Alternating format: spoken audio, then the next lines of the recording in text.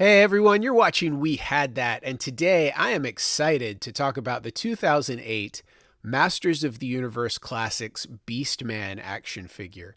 Guys, I have been trying to get this figure for a decent price since I started collecting the Classics line a few years back, and last weekend a friend of mine hooked me up. I am really happy to finally add this figure to my collection. He is just a straight up awesome action figure. Let me start out with a quick history of the figure. The Masters of the Universe Classics line hit the scene in 2008. The very first few figures were King Grayskull and a couple of King Grayskull variants, which were available at San Diego Comic-Con in 2008. But the regular line started on December 1st of 2008 with the release of two regular release figures, which I believe were only available through MattyCollector.com. Obviously, He-Man was one of the two, but surprisingly, Skeletor was not the other. It was, in fact, Beastman. Why would Mattel release Beastman before Skeletor, you might ask? Well, originally, no one was really sure how well the Masters of the Universe Classics line was going to perform, so the figures were initially going to be sold as 2-packs, and He-Man was going to be packaged with Beastman because apparently some people at Mattel believed that Beastman wasn't a strong enough character to sell very well on his own.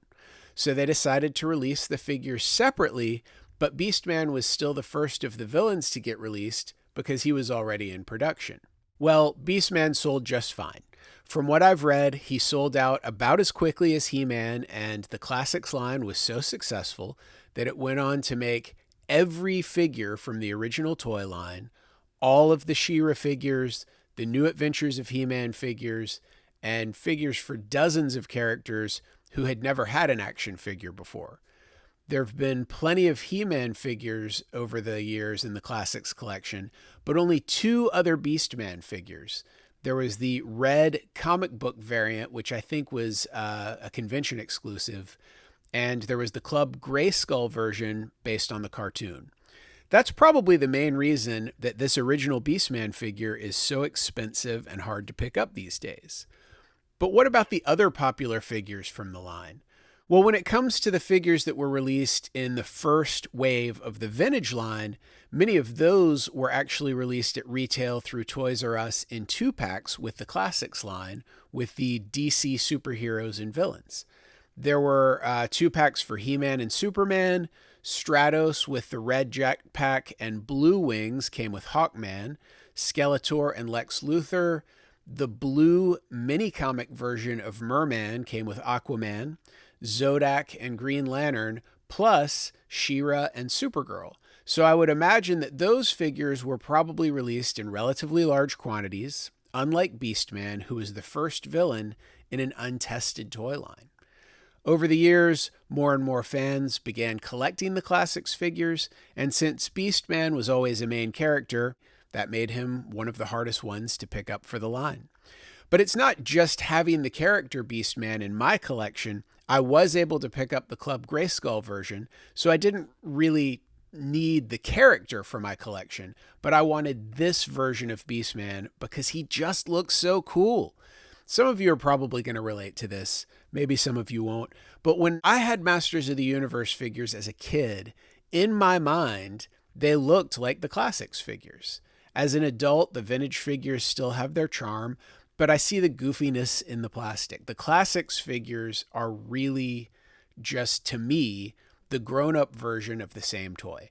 I don't know if that makes sense, but I just love the Masters of the Universe Classics figures, and Beastman is absolutely one of my favorites. Just check out his face. That looks amazing. They did a great job on this. They really went all out on the paint job, too.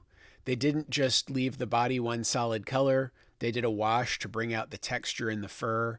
They did the same thing with his armor. They did a wash to bring out the textures. It's just a really beautiful figure. Now, on the back of the packages, there were biographies for all of the Masters of the Universe Classics figures, and Beastman is no exception. One cool new addition to Beastman's mythology that appeared for the first time in his bio was his real name, which is Rakil Rakaz, which is supposed to be pronounced kind of growly, like an animal would have said it. Since Beastman came right out at the beginning of the line, I'm sure Mattel was trying to keep costs as low as possible, considering this was all new tooling and they were already putting a lot of detail into these figures. So Beastman's only accessory is his whip, but that doesn't bother me at all. That's what the vintage figure had, so it's never really been a problem to me that it's the only accessory for the classics figure. I mean, man, after trying to get this guy for the last few years, I would have been happy to have the figure without any accessories at this point.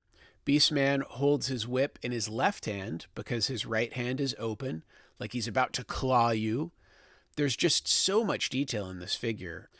Much like the vintage line, Mattel reused most of the parts from Beastman to release Mossman for the Classics line in 2010. But since the line had really gotten going by then, they went all out on Mossman. We got flocking, we got the pine scent, which honestly I could do without. Mine still smells like pine. We got a very cool second head. It came with a mace. There was like a vine thing that he wears over his shoulder to carry his knife and a little pouch. And you can also hook his mace up to it. The knife even comes out of the sheath. That's a cool bonus there. There was a weapons pack that came out at one point, which included a red version of Beastman's whip and a mustard color version of Beastman's armor. His shoulder armor was also included in that color, but I don't have those two pieces, and that's why you're not seeing it in the picture right now. I'm really glad to have been able to pick up this figure.